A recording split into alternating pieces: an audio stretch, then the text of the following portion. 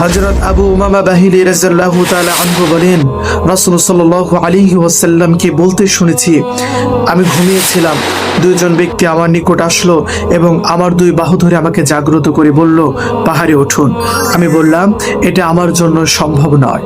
তারা বলল, আপনাকে আমরা সহজ করে দিচ্ছি। এরপর আমি পাহাড়ের চূড়ায় উঠলাম এবং মানুষের আর্তচিৎকার শুনতে পেলাম।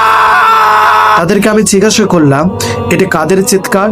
তারা বলল, এটা হলো জাহান্নামীদের চিৎকার।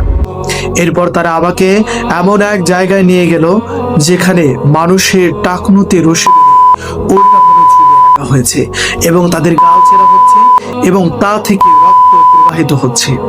আমি বললাম, তাদের সাথে এমন ব্যবহার করা হচ্ছে কেন? তাদের এই শাস্তি দেওয়া হচ্ছে কেন? তারা বলল, এরা হলো রোজাদার, যারা ইফতারের পূর্বে ইফতার করত, অর্থাৎ রোজা পূর্ণ করার আগে ইফতার করত। সহিহ ইবনে হিব্বান, হাদিস নাম ৭৪৯১।